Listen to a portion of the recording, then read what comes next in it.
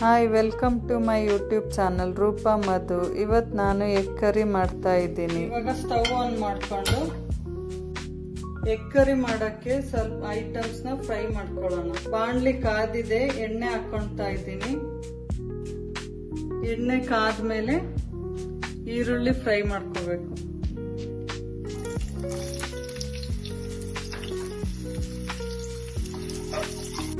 ಈರುಳ್ಳಿ ಸ್ವಲ್ಪ ಬಾಡಿಸಿದ್ಮೇಲೆ ಶುಂಠಿ ಬೆಳ್ಳುಳ್ಳಿ,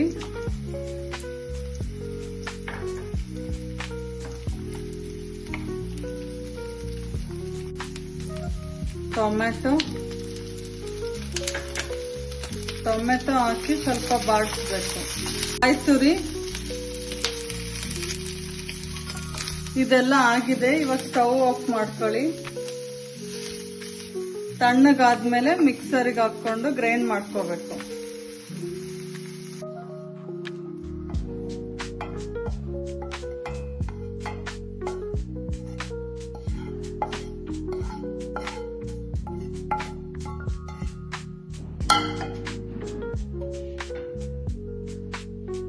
ಗ್ರೈಂಡರಿಗೆ ಗೋಡಂಬಿ ಆಡ್ ಮಾಡ್ಕೊಂತೀನಿ. ನೀರು,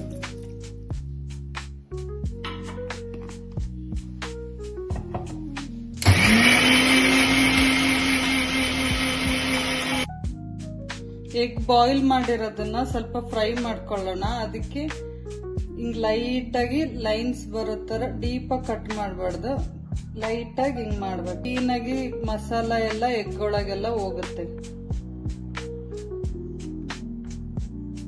ಎಲ್ಲ ಎಗ್ನು ಹಂಗೆ ಮಾಡ್ಕೊಳ್ಳು. ಸ್ಟವ್ ಆನ್ ಮಾಡಿ ಪ್ಯಾನ್ ಇಟ್ಕೊಂಡು ಸ್ವಲ್ಪ ಎಣ್ಣೆ ಹಾಕಿ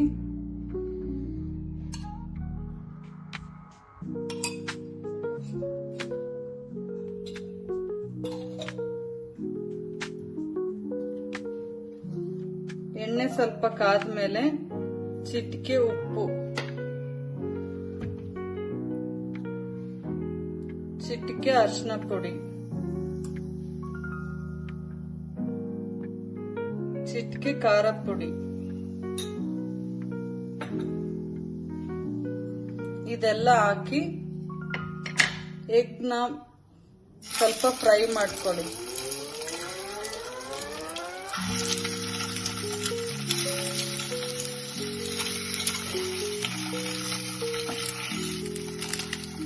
ಎಗ್ ಫ್ರೈ ಆಗಿದೆ. ಇವಾಗ ಸೈಡಿಗೆ ಇಟ್ಕೊಂಡು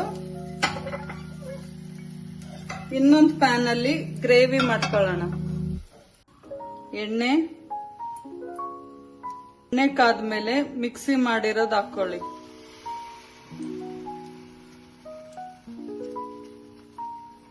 ಇದಕ್ಕೆ ಸ್ವಲ್ಪ ನೀರ್ ಹಾಕಿ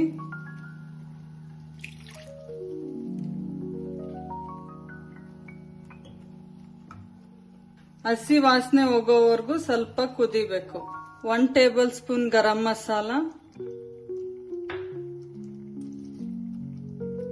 ಅರಿಶಿನ, ಖಾರದ ಪುಡಿ 1 ಸ್ಪೂನ್, ಜೀರಿಗೆ ಪುಡಿ 1/2 ಟೇಬಲ್ ಸ್ಪೂನ್, ಕೊತ್ತಂಬರಿ ಪುಡಿ 1/2 ಟೇಬಲ್ ಸ್ಪೂನ್, ಉಪ್ಪು ರುಚಿಗೆ ತಕ್ಕಷ್ಟು. ಇವಾಗ ಇದೆಲ್ಲ ಮಸಾಲ ಎಲ್ಲ ಚೆನ್ನಾಗಿ ಮಿಕ್ಸ್ ಹಾಕಿ. ಇದ್ರ ಜೊತೆ ರೋಟಿನೂ ಮಾಡಿದ್ದೀನಿ, ಅದನ್ನ ನೆಕ್ಸ್ಟ್ ವಿಡಿಯೋದಲ್ಲಿ ಹಾಕ್ತೀನಿ. ಫ್ರೈ ಮಾಡಿರೋ ಎಗ್ಸ್,